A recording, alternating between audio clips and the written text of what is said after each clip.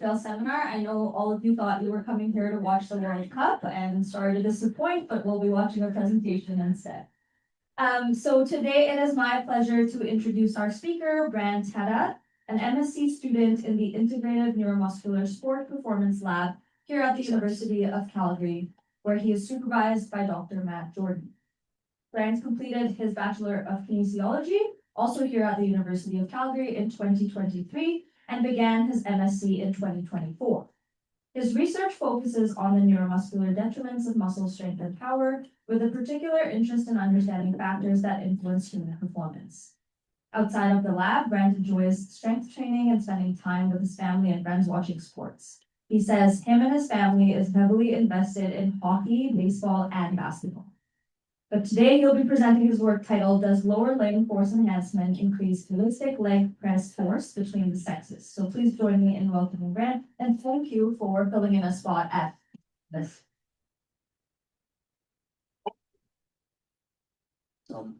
Thanks for the introduction, Ashna. We'll get right into my presentation. My clicker will work. All right, it doesn't. Okay, so actually, the laptop's not working either. 1 second.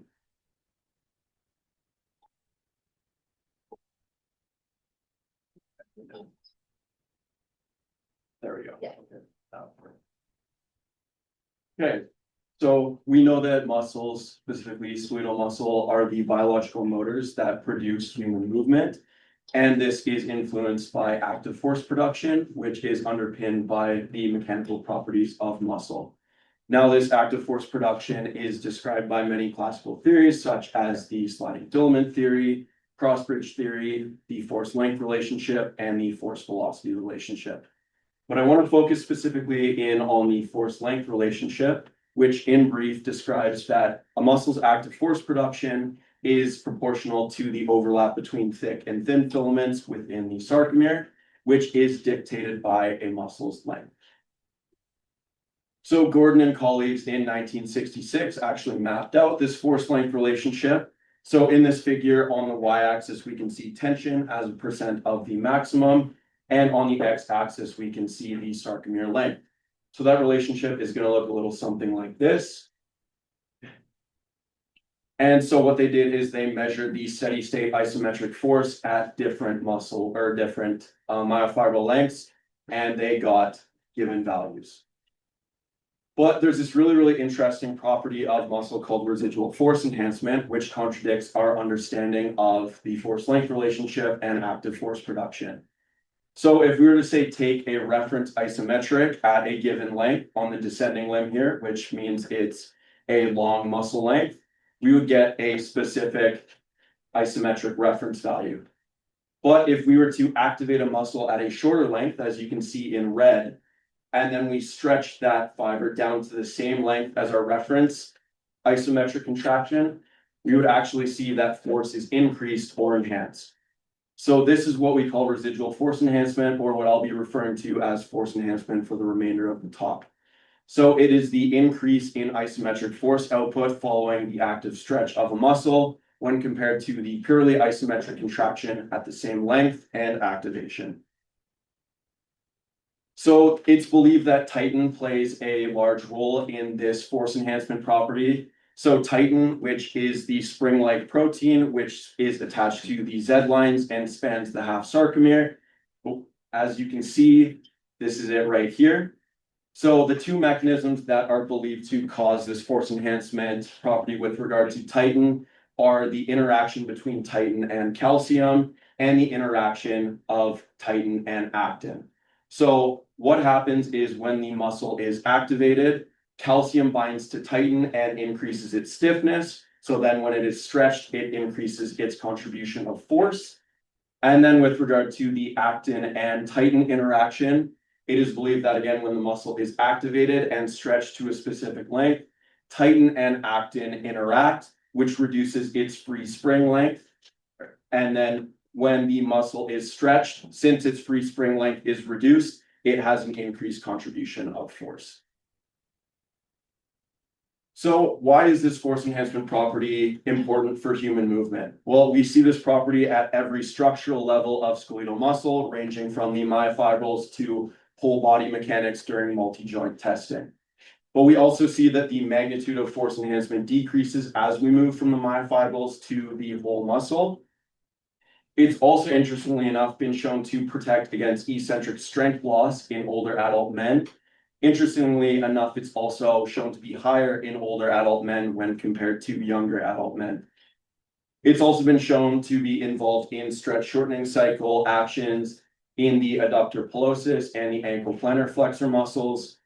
And you may be wondering, well, what's stretch shortening cycle? Well, stretch shortening cycles, especially with regard to human movement, they're much more than just these small muscles and single joint actions. So a stretch shortening cycle describes the cyclical pairing of muscle tendon unit lengthening and shortening contractions.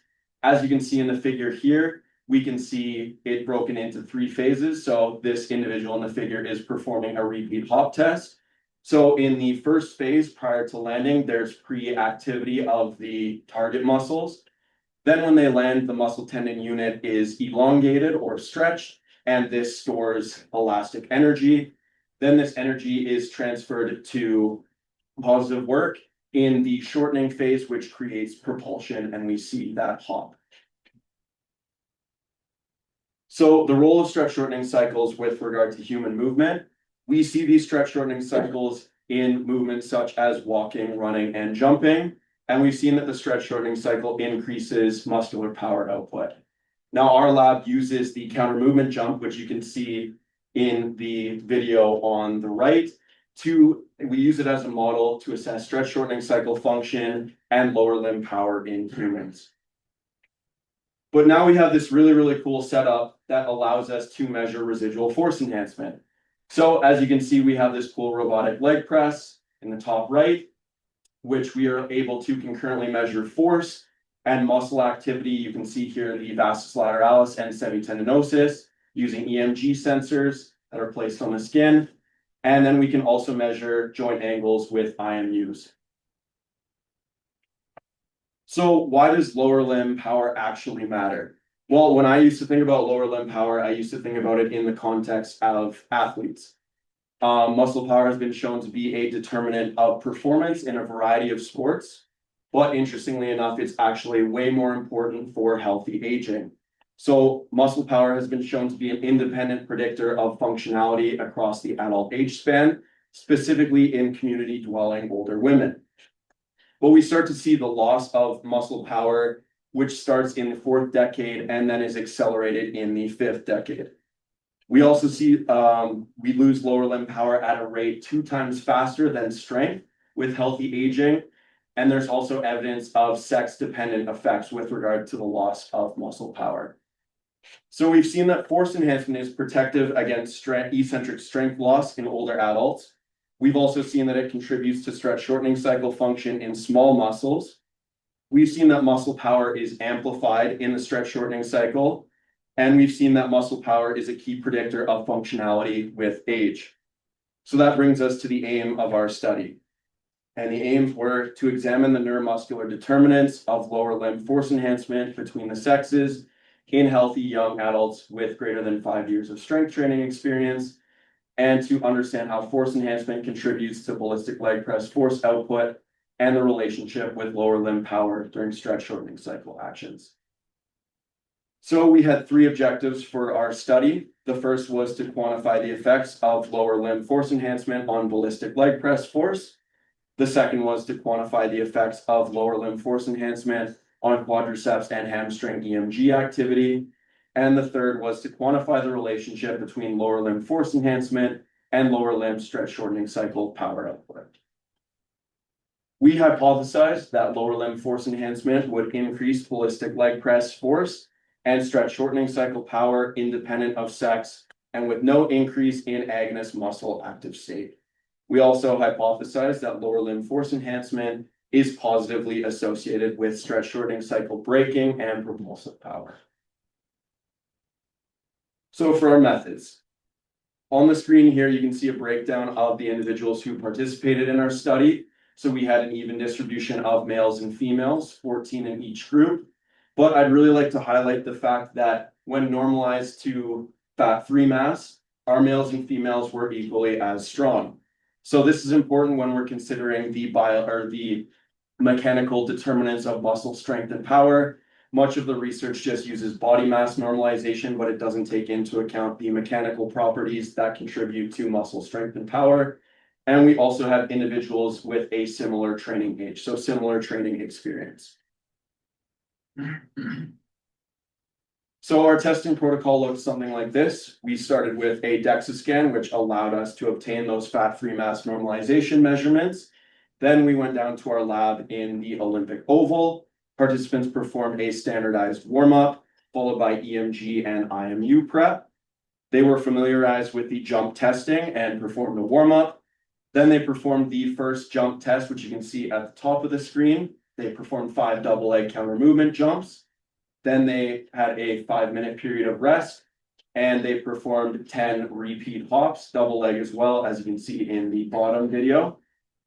Then they performed a knee flexor and extensor EMG MVC normalization contractions, and they were familiarized with our leg press setup and performed a warm-up.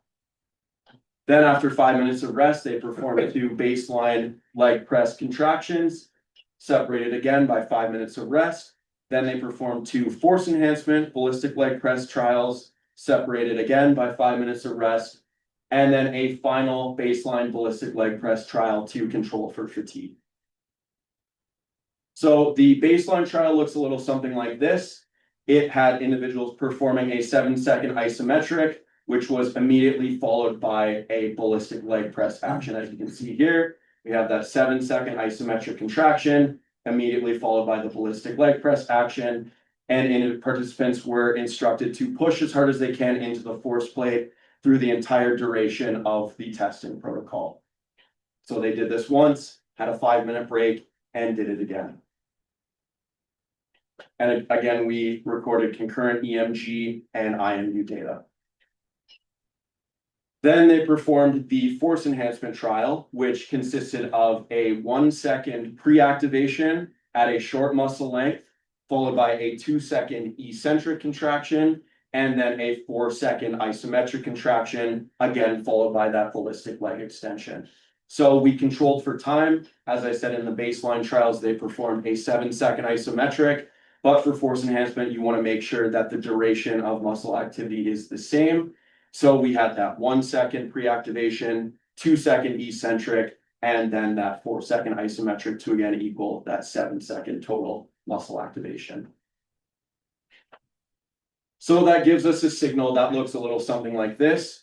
At the top, you're going to see a force time trace. In blue, you will see the force enhancement trial. So you'll see that initial rise in force, which is the pre-activation. Then that peak is the eccentric component. And then we see a steady state achieved in the 4-second isometric. And then in the red, you will see the baseline isometric 7-second contraction. Now in the middle panel, you will see the vastus lateralis EMG root mean square. And at the bottom, you will see the knee joint angle time series as well. Now we'll get into this in the analysis component, but the 2 green boxes indicate the 2 areas that we investigated in the force time curves.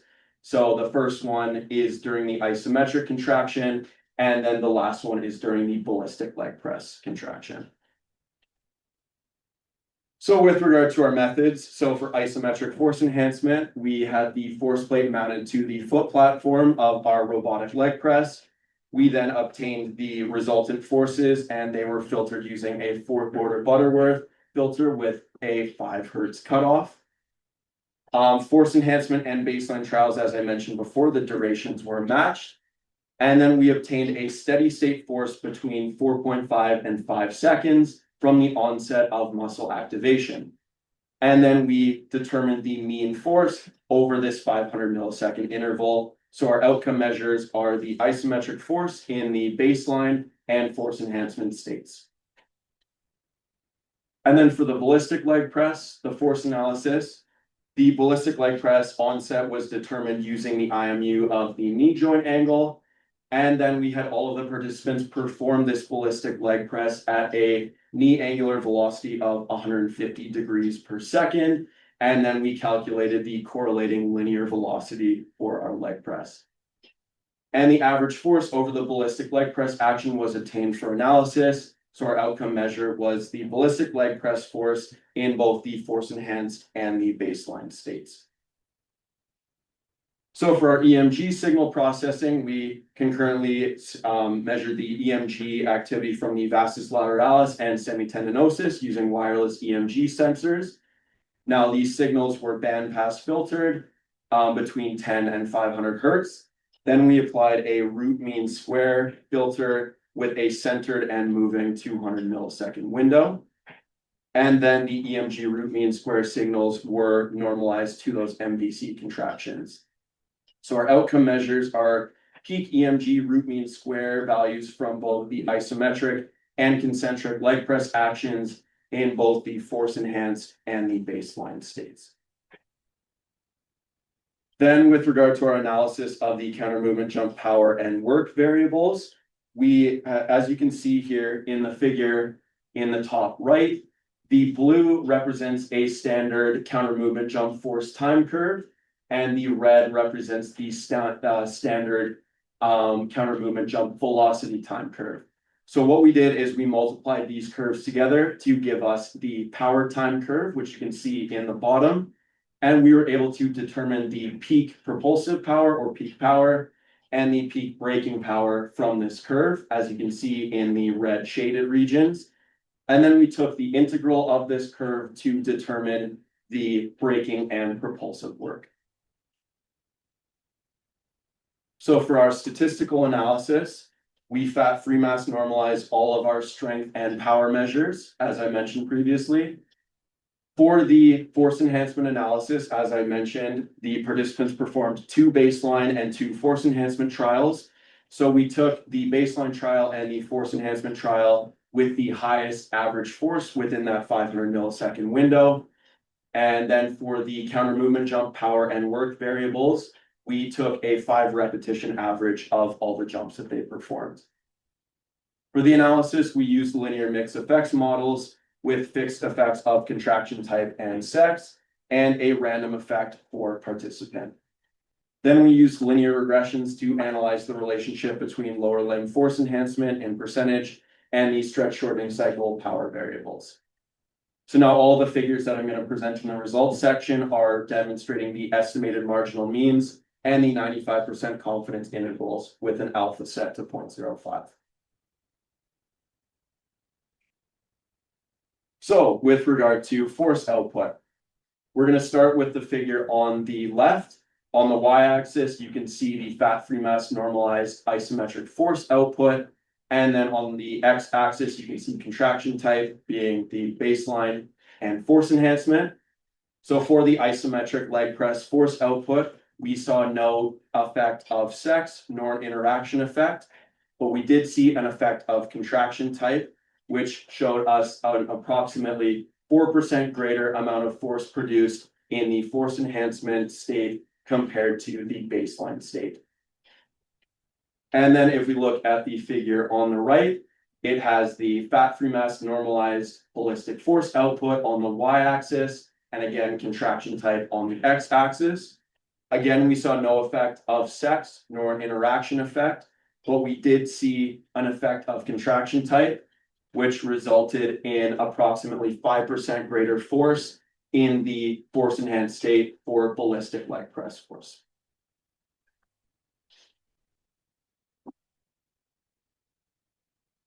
And then for the EMG activity, we're going to start with the isometric contraction. So as you can see in the figure on the right, we have the normalized vastus lateralis peak EMG amplitude.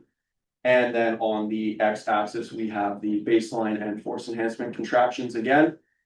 We saw no effect of sex, no interaction effect, and no effect of contraction type. So it's really, really important to note that we did not see any difference in agonist muscle activity in the force enhanced state. We also saw no effect of contraction type or sex for the semitendinosus EMG root mean squared peak.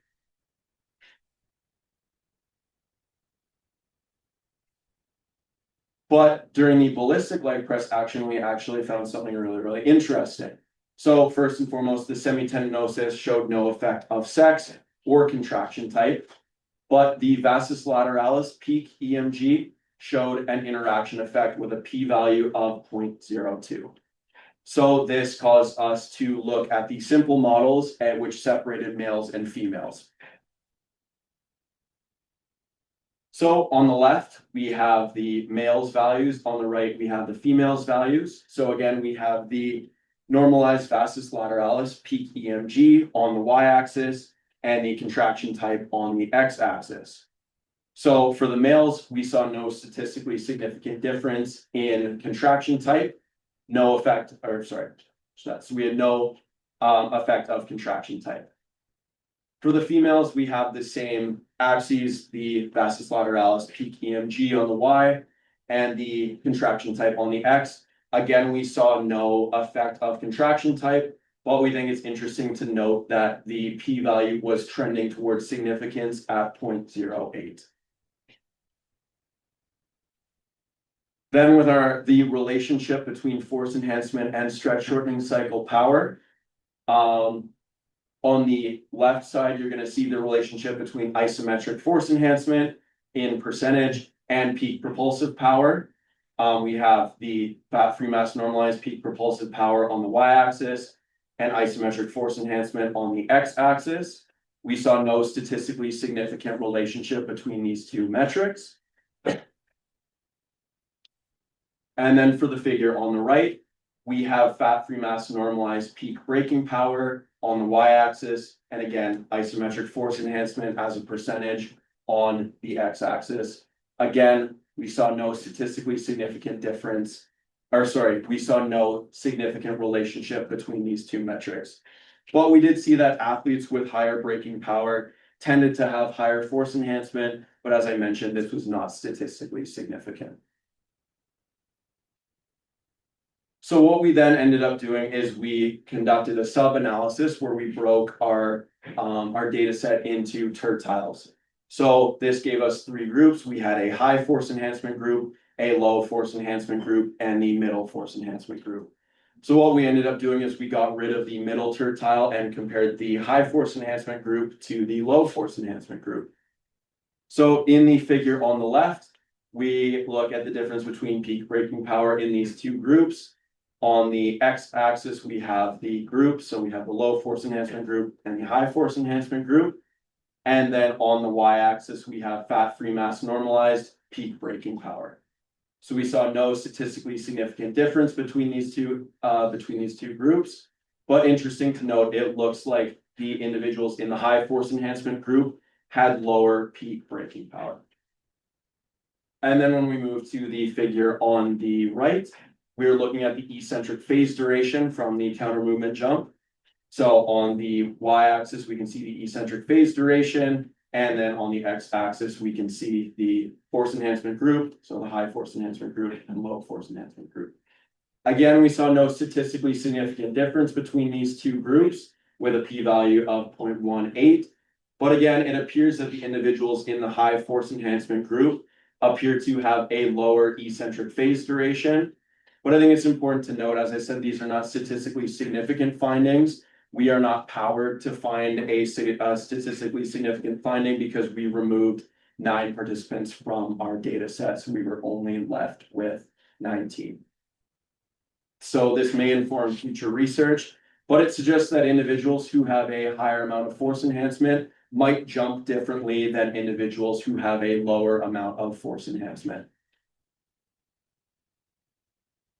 So we found that the magnitude of leg extension force enhancement is consistent with previous findings in multi-joint testing at approximately 4%.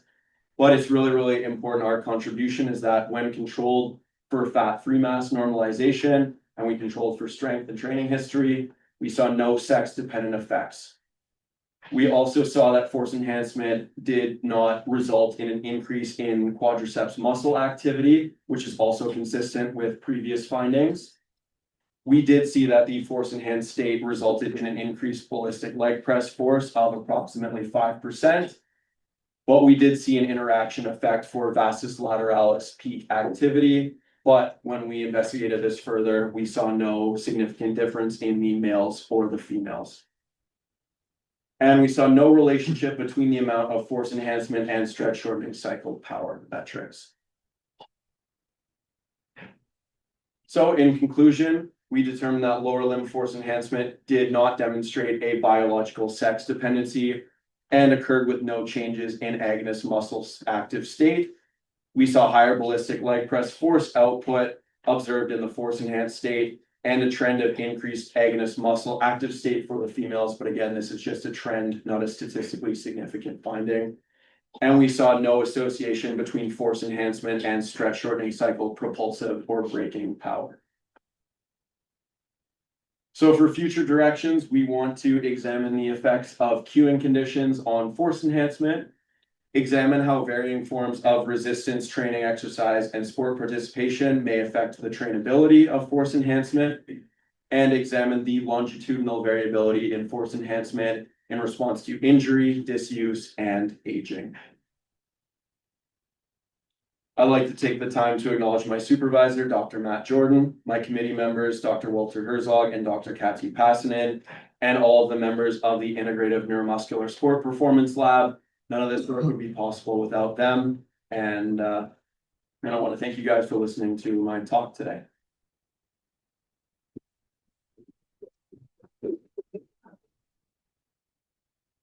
The floor is open for questions. Who would like to start us off?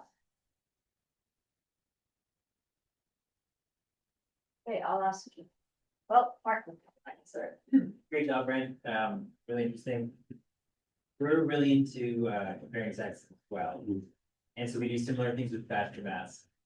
And I'm wondering for you, where you're looking at lower body power, if you normalize the whole body fat free mass, if you've looked for any regional differences across sexes for the distribution of fat free mass, or have you tried using just lower body fat free mass or dominant leg fat free mass to see if your results still hold when you try to control for more or less the active muscle? That's a great point. It's definitely something that we've talked about. We haven't done it yet in our analysis, but I think there's a lot of value to that because it might give a little bit more context to the results that we're seeing. Yeah, okay, thanks. Okay, I have a question. On your future directions slide, you mentioned that you want to look into cueing conditions and their effect on force enhancement. What do you mean by it? So I'm actually going to go back to one of the videos to explain this a little bit better. So say take this video for an example. So the cueing that I was giving the participants was they had been familiarized with the protocol. They knew how the sled was going to move. They knew everything that was going to happen. And then I instructed them from my onset of cueing to push as hard as they can into the force plate and maintain that force until I tell them to stop. But what we were finding is I would be yelling at them in the isometric state, push, push, push. But prior to the ballistic leg press, I would cue them to get ready to move, just because initially we were worried that if they're pushing and they're used to this isometric state, that the sled moving on its own, they may stop pushing into the force plate as the sled moves them, and then they try and catch up to the sled. So we noticed that some of the participants, when I would cue them like about a second and a half prior to the leg press actually moving, they were preparing for that push. And so we saw a dip in force in the force time trial. So we think with hindsight being 2020 and with talking with Andrew, we think that it might be better to just cue the individuals to push and not tell them that the ballistic leg press is coming. That way they're still pushing as hard as they can into the force plate and see if that makes any difference in those individuals that may be prepping for that ballistic leg press. One thing I thought was interesting was your EMGs, like none of it was significant, but as you broke it out by sex, it's like the male's EMG, the leg is trending downwards. Yeah. And the female was trending upwards. Did you guys kind of look at that to see how large of a sample size you would need to see if there actually was a statistical difference there? No, I haven't done a sample size calculation, but I think that would provide some context because I know I've seen some studies that have shown, not necessarily in force enhancement, but muscle strength and power testing that's shown differences in male and female EMG activities. So there is also the possibility that there is some type of strategy and familiarization because most of our individuals who performed this protocol were new to the leg press, so it may be a bit of a learning effect. So it might be worth looking into that further, but we haven't done a power analysis to see. Yes. They stopped. So I'm wondering about, you're talking about force enhancement, trying to say how much and how much stretch you're imposing, and then there's the ballistic test. But again, I don't know exactly how to make it consistent for all subjects, how, yeah. So the way that we do that, our leg press, it allows us to measure, we use a goniometer to measure joint angles, and then it allows us to program in the range of motion that the participants will perform. So we have their starting position here in the isometric at 80 degrees of knee flexion, and then their end position where the leg is extended at 10 degrees of knee flexion. And so that's standardized for all of the participants, and then the equating distance that actually would equate to on the track of the force or of the leg press. And then, as I said, we program in the linear velocity that equates to knee angular velocity of 150 degrees per second, using those joint angles and using the distance on the track between the start and the end point. And so where are you the force relationship? So- And So in the isometric state, you would be on the descending limb.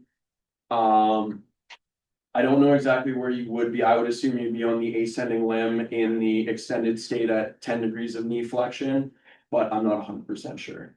That would just be my for the intuition. initial motivation. We are like. Yes. Something that you go. Yes. And we did that because we had seen that force enhancement was increased with greater amplitudes of stretch. Nice job, Brent.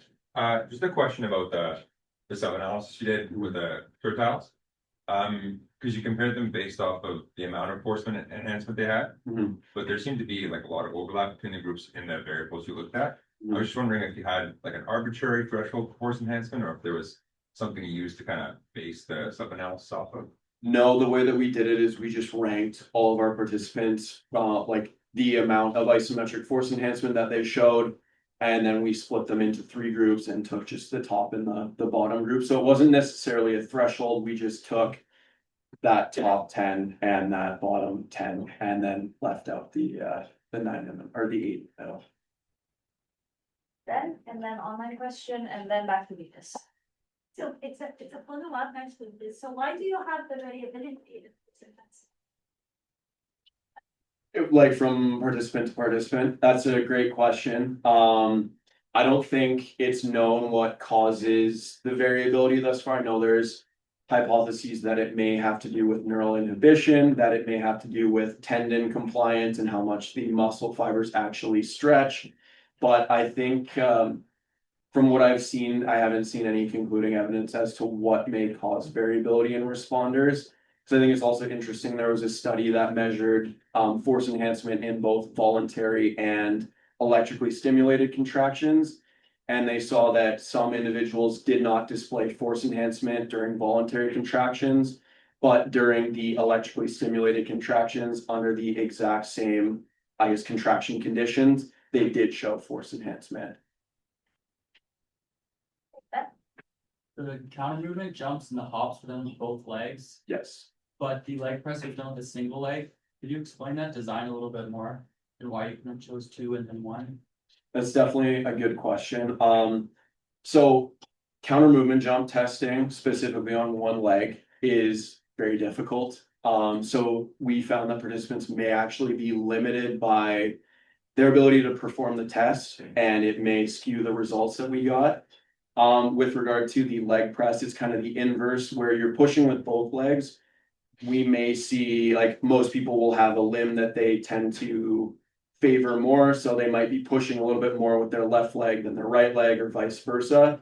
So we may not be able to control for the same amount of muscle stretch that we can with a single leg. Online question? Go ahead, Walter. Okay, can you hear me? Yeah, okay. Yeah, Brian, nice talk.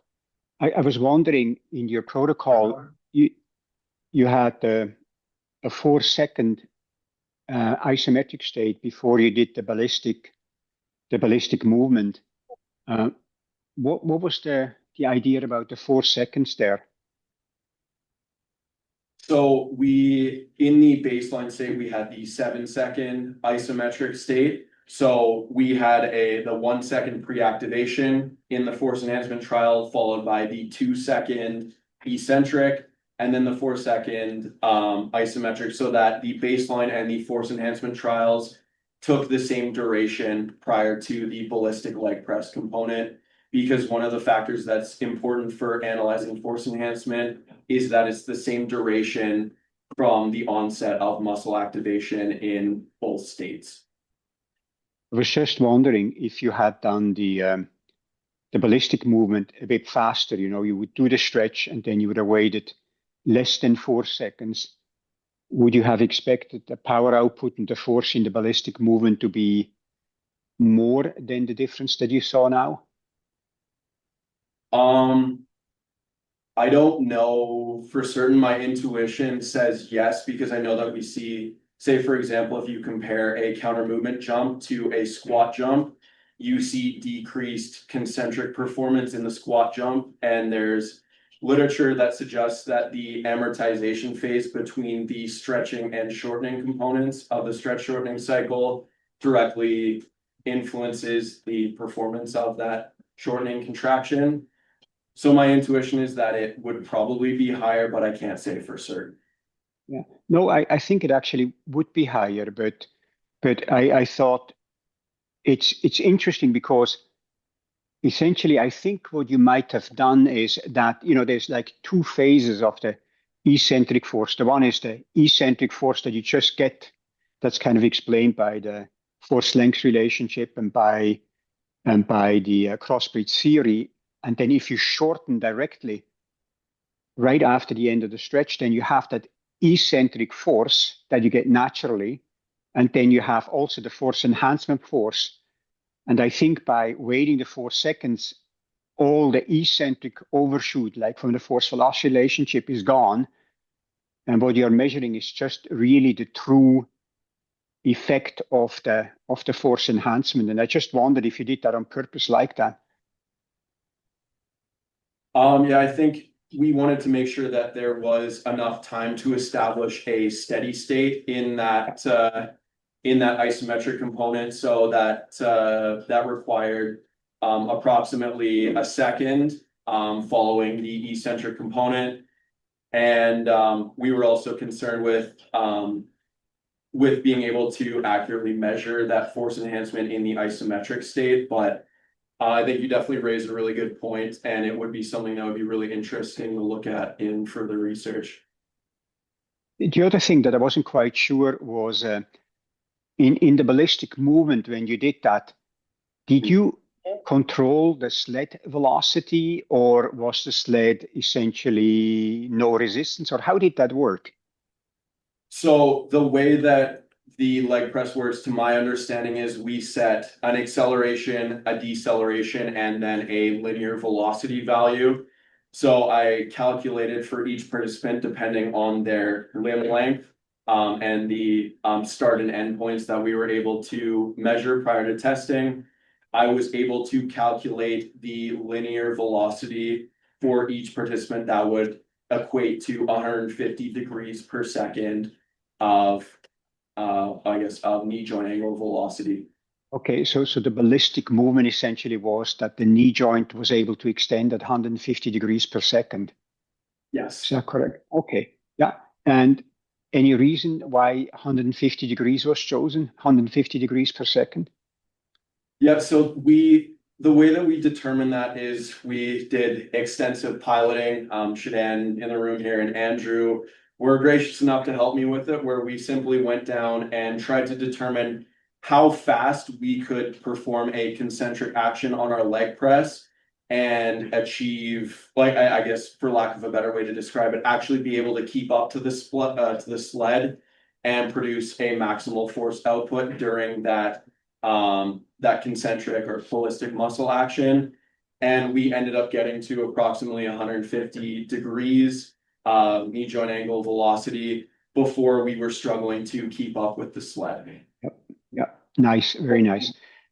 Last question that I have is, you talk about the residual force enhancement and you measured that from the force platform. Is that correct? Yes. Yeah. And so the force on the force platform what is that? Is that a resultant force or is that a vertical force to the platform or what is that force that you measure? We calculate the resultant force. It gives us the force in the X, Y, and Z direction, and then we calculate the resultant force from that. So it Okay. should be the critical ground reaction force. Yeah, that's actually really interesting. And I was hoping that you would say that because so you get a 5% or 4% greater force.